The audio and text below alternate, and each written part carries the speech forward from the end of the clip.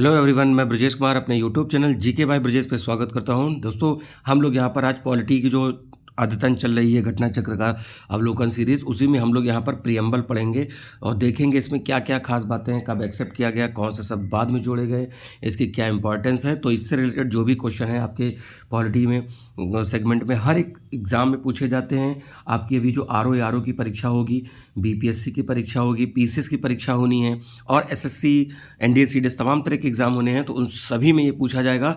तो मैं यहाँ पर कोशिश करूँगा कि जो टर्म है बाइलिंगुअल बोलूँ, इंग्लिश में बोलूँ, जिससे कि सभी लोगों को पढ़ने में आसानी रहे। तो ज्योग्राफी की सीरीज़ पैरेलल चल रही है। मैंने ज्योग्राफी में आपको वॉल्केनो, अर्थक्वेक, पृथ्वी के बारे में, लॉटिट्यूड, लॉन्गिट्यूड, ये सब मैंने पढ़ा रखा है। और इसके पहले पॉलिटी में भी कई वीडियो, तो मैं इसकी प्लेलिस्ट बना दूंगा और वहाँ पे आप जाकर देख सकते हैं। तो जो लोग नए, प्लीज़ चैनल को सब्सक्राइब करें और चलिए शुरू करते हैं। देखिए, प्रियम्बल के बारे में क्या है कि पंडित जवाहरलाल नेहरू ने 13 दिसंबर 1946 को क्या किया था, उद्देश्य प्रस्ताव प्रस्तुत किया था। देखिए, संविधान सभा पहली बार 9 दिसंबर 1946 को बैठी, तब सच्चिदानंद सिन्हा अस्थायी सदस्य थे। फिर 11 दिसंबर को दूसरी बैठक होती है, उसमें डॉक्टर राजेंद्र प्रसाद को स्थायी अध्यक्ष बनाया गया। फिर उसके बाद आते हैं 13 दिसंबर 1946, उसी को उद्देश्य प्रस्ताव प्रस्तुत किया जवाहरलाल नेहरू ने। और ये 22 जनवरी 1947 को क्या किया गया था, संविधान सभा के द्वारा इसको स्वीकार कर लिया गया। ठीक है, अब अगला क्या है, 42वें संविधान संशोधन 1976 अधिनियम के द्वारा समाजवादी, पंथनिरपेक्ष और अखंडता, यहाँ पर एक कौन शब्द था, समाजवादी, ये तीन याद रखिएगा, इससे प्रश्न पूछा जाता है। समाजवादी, पंथनिरपेक्ष और अखंडता शब्द यहाँ पर इसमें जोड़े गए थे। यहाँ पर ये जो खास बातें हैं, देखिए, 3 प्रकार के न्याय, सामाजिक, आर्थिक, राजनीतिक, तो ये बहुत ज़्यादा जरूरी है। और आपसे पूछा जाता है, भारत को संपूर्ण प्रभुत्व संपन्न, समाजवादी, पंथनिरपेक्ष, लोकतांत्रिक गणराज्य के रूप में, तो ये सीक्वेंस पूछा जाता है। और यहाँ पर क्या है, सर अल्लादी कृष्ण स्वामी अय्यर के अनुसार उद्देश्य का हमारे स्वप्नों और विचारों को प्रतिनिधित्व करती है। ये सेंटेंस पूछा जाता है कि ये किसने कहा है, के एम मुंशी ने कहा, उद्देश्य का हमारे प्रभुत्व संपन्न लोकतांत्रिक गणराज्य की जन्म कुंडली है। ठीक है, अब देखिए, ये सबसे फेमस वाद है केशवानंद भारती बनाम केरल राज्य 1973 में स्वीकार किया गया कि प्रस्तावना जो हमारे संविधान का अंग है। ठीक है, उससे पहले बेरुबारी वाद जो हुआ था 1960 में, उसमें उद्देशिका को संविधान का अंग नहीं माना गया था। और गोलकनाथ पंजाब राज्य 1967 में उद्देशिका को संविधान की मूल आत्मा कहा गया। और यहाँ पर जो अगला है, बम्बई बनाम यूनियन ऑफ इंडिया में उच्चतम न्यायालय ने पुनः कहा कि संविधान जो है ये उद्देशिका जो है संविधान का भाग है, ये 1994। ठीक है, तो केशवानंद के इसमें माना है और गोलकनाथ में भी कहा है और इसमें कहा। तो बम्बई वाले में यहाँ पर नहीं माना गया था, बेरुबारी वाले में, बाकी सब जगह माना गया है। उद्देशिका यानी प्रियम्बल को न्याय प्रयोग नहीं है। ठीक है, मतलब इसकी जो नेचर है न्याय, मतलब आप इसके उसमें जैसे लिखा है ना, समाजवादी, अगर ऐसा नहीं हो पाता है या लोकतांत्रिक गणराज्य नहीं हो पाता है, तो इसको कहने के लिए आप सुप्रीम कोर्ट नहीं जा सकते हैं। ठीक है, मतलब सुप्रीम कोर्ट, हाई कोर्ट जो भी कहे। अब यहाँ पर कितने प्रकार की दिखे, तो यहाँ पर विचार, अभिव्यक्ति, विश्वास, धर्म और उपासना की स्वतंत्रता है।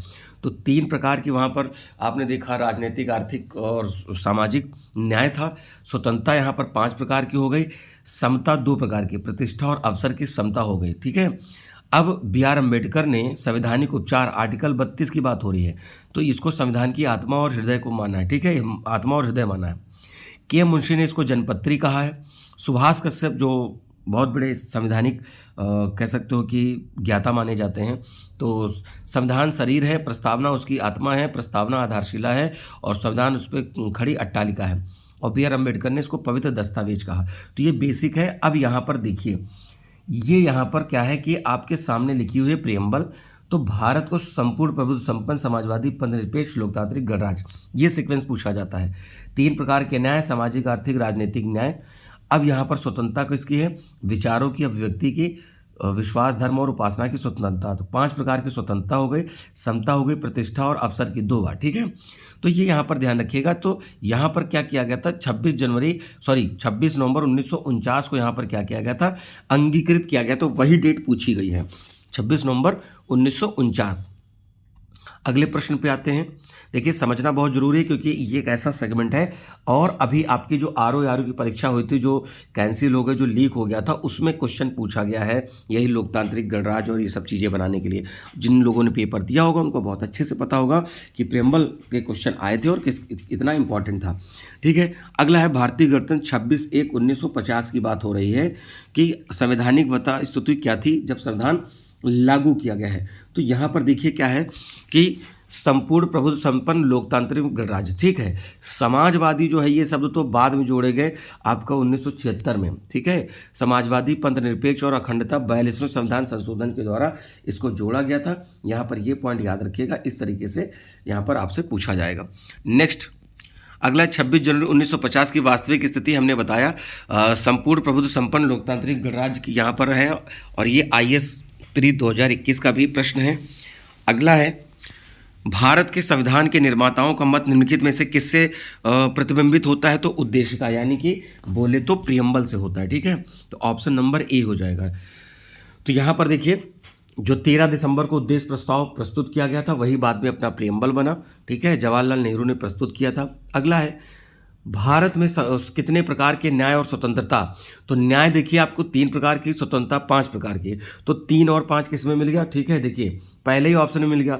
2 प्रकार की समानता थी और भ्रातृत्व का उसी क्रम में लास्ट में था 1। ठीक है, तो यहाँ पर आपके सामने ऑप्शन ए हो गया सही। ये देखिए प्रश्न आया हुआ है यूपी PCS 2018 प्री में आया हुआ है, और आगे चलकर ये आगे भी आ सकता है, रिपीट होते हैं। फिर यहाँ पर वही क्वेश्चन पूछाएगा। तो यहाँ पर देखिए सार्वभौम, सत्ता संपन्न, समाजवादी, पंथ निरपेक्ष, लोकतंत्रात्मक, ऐसे प्रश्न पूछे जाते हैं। भारतीय संविधान की प्रस्तावना में किसे घोषित किया गया? तो ये ऑप्शन नंबर सी। काफ़ी समय से इसकी बात हो रही है। ऐसे प्रश्न रिपीटेटिव हैं और तमाम तरह के एग्जाम BPSC और इन सब जगहों पे पूछे गए हैं। ठीक है, चलिए अगले प्रश्न की तरफ बढ़ते हैं। देखिए टाइम जरूर लगेगा लेकिन हम यहाँ पर पूरी बात करेंगे क्योंकि जिससे कि आपका क्वेश्चन गलत नहीं होना चाहिए।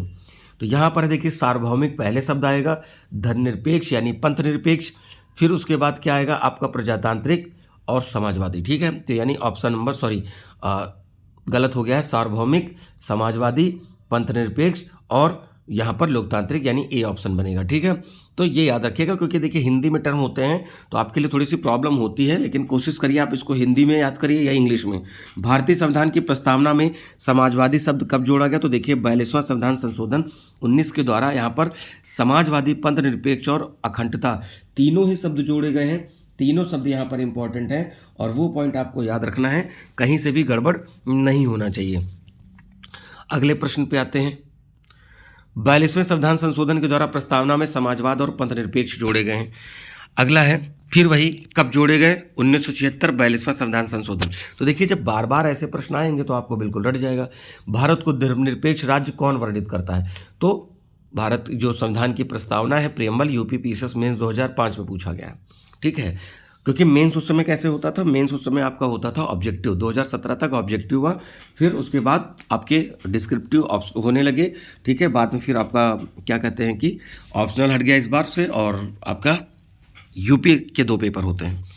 कौन सा शब्द 1975 में भारतीय संविधान की प्रस्तावना में सम्मिलित नहीं रहा? तो अखंडता। ठीक है, तो 1975 में नहीं था, क्यों नहीं था भाई? 76 में इसको जोड़ा गया है, 42वें संविधान संशोधन के द्वारा। अब इसमें कौन कौन से शब्द जोड़े गए हैं? तो आप देखिए पहला समाजवाद शब्द जोड़ा गया है और पंथ निरपेक्ष जोड़ा गया है, बाकी उसके पहले सब चीज़ें थी। अगला है इसके बारे में बताना है। तो पंडित नेहरू ने ऑब्जेक्टिव प्रस्ताव अंततोगत्वा उद्देश्य का बना। ठीक है, बिल्कुल। कब? 13 दिसंबर 1946 को इन्होंने प्रस्तुत किया था, 1946 को। इसकी प्रकृति न्याय योग्य नहीं है, बिल्कुल। कह रहे हैं इसका संशोधन नहीं किया जा सकता है, बिल्कुल किया जा सकता है। तभी तो 42वां संविधान संशोधन कब किया गया है? 1976 में किया गया है। अगर पॉसिबिलिटी नहीं होती तो फिर कैसे संविधान संशोधन हुआ? तो ऑप्शन नंबर बी बनेगा। तीसरा गलत हो गया, और इसके प्रावधानों को रद्द नहीं कर सकता संविधान के विशिष्ट प्रावधान। ठीक है, तो ये याद रखना। अगले प्रश्न पे आते हैं। ये पूरा डिस्क्रिप्शन है, आप यहाँ पे इसका स्क्रीनशॉट लेकर आप इसको डिटेल में पढ़ सकते हैं जो मैंने अभी आपसे बताया है। अब अगला है संविधान की प्रस्तावना का विधिक स्वरूप क्या है? यह लागू नहीं किया जा सकता है। कानूनी रूप से आप इसे क्या कर सकते हैं? लागू नहीं कर सकते हैं। फंडामेंटल राइट आप लागू कर सकते हैं, हालांकि फंडामेंटल राइट भी आपके कम किए जा सकते हैं जरूरत पड़ने पर। ठीक है, लेकिन इसके लिए आप न्यायालय जा सकते हो फंडामेंटल राइट के लिए, लेकिन प्रस्तावना के लिए आप वो नहीं जाएंगे, मतलब सुप्रीम कोर्ट या हाई कोर्ट नहीं जाएंगे। भारतीय संविधान की उद्देशिका में संशोधन 42वें संविधान संशोधन 42 constitutional amendment, option number C. समाजवादी शब्द 42वें से जोड़ा गया। देखिए क्वेश्चन का रिपीटिशन इतना ज़्यादा है कि आप बहुत अच्छे से इसको कर लेंगे। देखिए यहाँ पर दिया हुआ है समाजवादी शब्द 42वां संविधान संशोधन 26 नवंबर 1949 को अंगीकृत भारतीय संविधान की प्रस्तावना में शब्द सम्मिलित नहीं थे। तो हम लोगों ने कौन कौन से किए हैं भाई? समाजवादी, पंथनिरपेक्ष और अखंडता, इन 3 शब्दों को जोड़ा। रिपब्लिक शब्द पहले था, पंथनिरपेक्ष शब्द 42वें संविधान संशोधन में जोड़ा गया है। अब क्या है कि कह रहे हैं कि यहाँ पर जो पूछा गया है,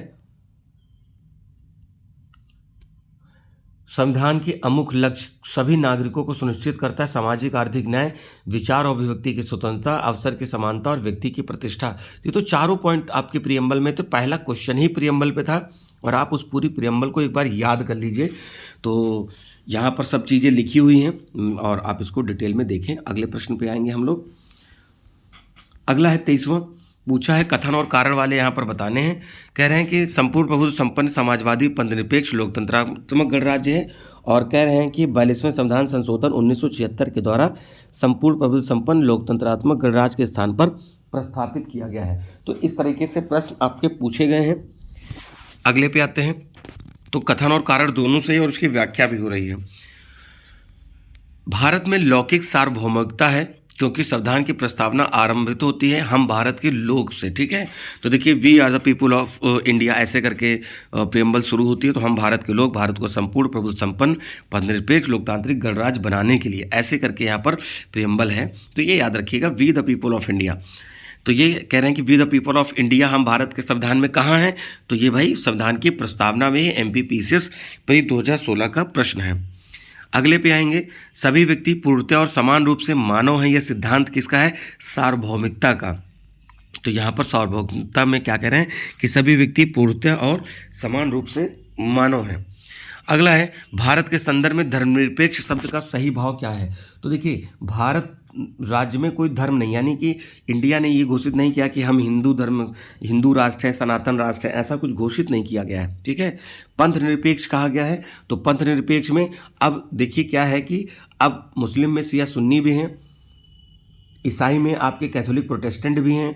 ठीक है, उसमें जैन में आपके श्वेतांबर दिगंबर हैं, और बुद्ध धर्म में हीनयान महायान, तो सब में पंथ बटे हुए हैं, सेक्ट बटे हुए हैं, और वही क्या है सेक्ट के लोग रह सकते हैं, सबके लिए है। भारतीय संविधान की प्रस्तावना में उल्लिखित नहीं है, तो संघीय शब्द नहीं उल्लिखित है। ठीक है, बाकी यहाँ पर देखिए जो इंपॉर्टेंट शब्द है यहाँ पर दिया हुआ है सीरीज, और कह रहे हैं कि आर्टिकल 1 में यूनियन शब्द का प्रयोग किया गया है, प्रियम्बल में नहीं किया गया है। भारतीय संविधान की उद्देशिका का भाग नहीं है, तो लोक कल्याण आपका आता है DPSP, directive principle of state policies में आता है। ठीक है, भाग 4 में है। ठीक है, तो भाग 4 में DPSP आप कहोगे कि लगभग आर्टिकल 36-35 से लेकर आप 51 तक जाओगे, तो वहाँ पर आपको भाग 4 में DPSP देखने को मिलता है। नेक्स्ट प्रश्न पे आएंगे। यहाँ पर भारतीय संविधान की प्रस्तावना में निम्नलिखित किस स्वतंत्रता का वर्णन नहीं है? तो यहाँ पर विचार की स्वतंत्रता है, विचार प्रकट करने की स्वतंत्रता है, विश्वास की स्वतंत्रता है, आर्थिक स्वतंत्रता नहीं दी गई है। ठीक है, ठीक है, न्याय जरूर बात की गई है, आर्थिक न्याय की बात जरूर की गई, लेकिन यहाँ पर आपको ये नहीं दिया गया है। ठीक है, देखिए लिखा ना, सामाजिक आर्थिक राजनीतिक न्याय दिया गया, स्वतंत्रता, विचार अभिव्यक्ति, विश्वास धर्म और उपासना, 5 समानताएं, 3 न्याय। ठीक है, और 2 समानताएं यहाँ पर बात की गई है। यहाँ पर कौन, तो देखिए धार्मिक न्याय की बात ही नहीं की गई है, संविधान की प्रस्तावना में निम्नलिखित उल्लिखित नहीं है, तो धार्मिक न्याय उल्लिखित नहीं है। नेक्स्ट पे आएंगे, संविधान की प्रस्तावना के बारे में कौन सा सही है? तो यहाँ पर देखिए यहाँ क्या कह रहे हैं कि समाजवादी धर्मनिरपेक्ष 1950 के लागू संविधान में नहीं थे, उन्हें 1976 में जोड़ा गया है। तो ये पॉइंट हो जाएगा, ये 85 गलत हो जाएगा। ठीक है, कह रहे हैं शब्द संविधान की प्रस्तावना के अंग नहीं है, तो ये प्रस्तावना के अंग हैं, ये तो पहला यहाँ पर सही है, बाकी सब क्या हो गए? गलत हो गए। भारतीय संविधान का कौन सा भाग संविधान की आत्मा कहलाता है? तो देखिए उद्देशिका यहाँ पर है, और लेकिन अगर पूछा जाए कि संवैधानिक उपचार वाला जो आर्टिकल 32 है, इसको यहाँ पर संविधान की आत्मा अंबेडकर जी ने कहा है, तो ये ध्यान रखिएगा। और अलग अलग लोगों ने, जैसे के एम मुंशी ने कहा इसे राजनीतिक जनपत्री कहा, सुभाष कश्यप ने कहा कि संविधान शरीर है तो प्रस्तावना उसकी आत्मा है, लोक सेवा आयोग यूपी ने कहा कि उद्देशिका, इसको उद्देशिका माना है क्योंकि डॉक्टर बी आर अम्बेडकर ने संवैधानिक उपचारों को संविधान की आत्मा और हृदय कहा। यदि अम्बेडकर के संदर्भ में प्रश्न आए तो विकल्प डी होगा। मैंने भी क्या बताया, तो जो अम्बेडकर जी थे उन्होंने संवैधानिक उपचारों को माना है, जिसको कॉन्स्टिट्यूशनल रेमेडीज कहते हैं, आर्टिकल 32 जब आप फंडामेंटल राइट पढ़ते हैं। और अगर नॉर्मल आता है तो आप क्या बता रहे हैं, आप यहाँ पर जो अलग अलग लोगों का कहना है उनके हिसाब से आप लिखेंगे। संविधान की प्रस्तावना को हमारे संप्रभु प्रजातांत्रिक गणतंत्र की जन्म कुंडली किसने कहा है, तो के एम मुंशी ने कहा है। देखिए प्रश्न पूछे गए हैं, जो स्टेटमेंट वाइज क्वेश्चन होते हैं हम लोग वहाँ फंसते हैं, तो इसलिए इंपॉर्टेंट है। संविधान को एक पवित्र दस्तावेज किसने कहा है, तो बी आर अम्बेडकर साहब ने कहा है। यहाँ पर लिखा है ना 29 अगस्त 1947 को बी आर अम्बेडकर ने की अध्यक्षता में 7 समिति, ये प्रारूप समिति के अध्यक्ष थे, ठीक है। टोटल 7 लोग थे इनको मिला के, ठीक है। उसमें बी एल मित्र, डी पी खेटान, ठीक है, इस तरह से लोग थे, वो याद कर लीजिएगा। मैंने आपको इससे पहले जब संविधान के भाग और संविधान के सोर्स और संविधान सभा ये सब पढ़ा रखा है, आप उसको वहाँ से जाकर जरूर देखें, क्योंकि ऐसे मैं हर क्वेश्चन को रिपीट करता रहूँगा या मैं बार बार उस पूरे टॉपिक को रिपीट करूँगा तो आपका वीडियो लंबा खींचेगा, ठीक है, तो आप बोरियत फील करोगे। किस वाद में सर्वोच्च न्यायालय ने कहा कि सर्वप्रथम घोषित क्या उद्देश्य का संविधान का हिस्सा नहीं है, तो ये बेरूबारी में, इसी में कहा था, मैंने अभी आपसे बताया। बाकी जो केशवानंद भारती में इन्होंने कहा दिया क्या कि हाँ प्रस्तावना संविधान का अंग है। अगला, उच्चतम न्यायालय ने धारणा कहा कि उद्देशिका संविधान का भाग है, तो यूनियन ऑफ इंडिया बनाम कोहली, बनारसी दास बनाम स्टेट ऑफ यूपी। तो देखिए यहाँ पर सिंपल सी बात है, आपकी बात हो रही है बम्बई यूनियन ऑफ इंडिया, क्योंकि यहाँ पर देखिए केशवानंद भारती में भी कहा गया था, पर केशवानंद भारती वाला यहाँ पर आपके सामने ऑप्शन में नहीं है। किसमें सर्वोच्च न्यायालय ने प्रस्तावना को भारतीय संविधान का मौलिक संरचना का भाग स्वीकार किया। कह रहे हैं कि इस पहली बात तो इसमें माना था कि भाग है, कह रहे हैं संशोधन भी कर सकते हो आप, संशोधन करिए, लेकिन इसकी मूल संरचना नहीं हटनी चाहिए, ठीक है। तो ये यहाँ पर देखना, अब मूल संरचना क्या है, मूल तत्व क्या है, ये सुप्रीम कोर्ट समय समय पर बताएगा। लेकिन जैसे हम लोग को फंडामेंटल राइट, लोकतंत्र, संसाधनों की व्यवस्था, तो प्रेसिडेंट का इलेक्शन, इस तरह से कुछ कह सकते हो कि मूल तत्व है। भारतीय संविधान की प्रस्तावना में जिन आदर्शों और उद्देश्यों की रूपरेखा दी गई, तो उसमें उसकी व्याख्या की गई है मूल अधिकार, राज्य के नीति निर्देशक तत्वों, सिद्धांतों और कर्तव्यों के अध्याय में, ठीक है। तो देखिए कितनी बार पूछा गया है, यहाँ पर यूपी पीसीएस मेन से भी पूछा गया है, यूपीटीए एलडीए प्री में भी पूछा गया है। अगले प्रश्न पे आएंगे, कौन सा एक भारतीय संविधान के उद्देश्यों को प्रतिबिंबित करता है। तो देखिए आपका प्रियम्बल या उद्देश्य का क्या होता है, संविधान में आगे क्या क्या है, प्रीफेस टाइप का होता है, यानी पूरे बुक में क्या मिलेगा उसको पहले ही पेज पे बता दिया गया कि हम इसमें कल्याण की बात करेंगे, न्याय की बात करेंगे। न्याय में आपके कितने प्रकार के मैंने न्याय बताया, तो सामाजिक, आर्थिक, राजनीतिक न्याय बताया, स्वतंत्रता की बात करेंगे, लेकिन जन कल्याण नहीं कहा गया। जन कल्याण जो है पब्लिक वेलफेयर, डीपीएसपी में बात है। अगला है भारत के संविधान के उद्देश्यों को कितने प्रकार के न्याय, अभी देखिए ऊपर वाले प्रश्न में मैंने बताया, तो 3 प्रकार के न्याय है, सामाजिक, आर्थिक और राजनीतिक, ठीक है। यानी कि अब सामाजिक न्याय का मतलब यहाँ पर क्या तात्पर्य है कि समाज में प्रत्येक नागरिक को जाति, धर्म, रंग, लिंग के आधार पर बिना भेदभाव के समान व्यवहार। आर्थिक न्याय से मतलब है आर्थिक स्थिति के आधार पर किसी का भेदभाव नहीं होना। आप मंदिर गए, अमीर हैं तो जा सकते हैं, गरीब हैं तो बाहर रहिए, ऐसा कुछ नहीं होता, सभी जा सकते हैं।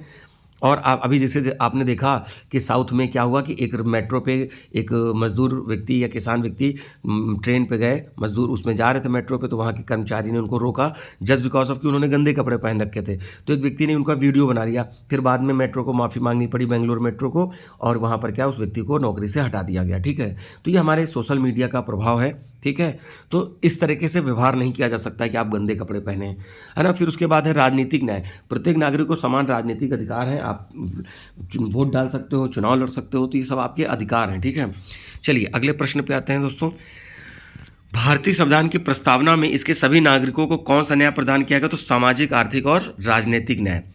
भारत के संविधान के उद्देश्यों में एक रूप से आर्थिक न्याय का किसमें उपबंध किया गया, तो उद्देशिका और राज्य के नीति निर्देशक तत्वों में आर्थिक न्याय की बात की गई। जैसे आपने देखा होगा, अगर आप आर्टिकल पढ़ते हैं समान काम के लिए समान वेतन, तो ये आपको डीपीएसपी में ही देखने को मिलता है। तो ये आर्थिक न्याय ही तो है कि भाई महिलाएं पुरुष बराबर काम कर रहे हैं तो बराबर वेतन दिया जाए, ठीक है।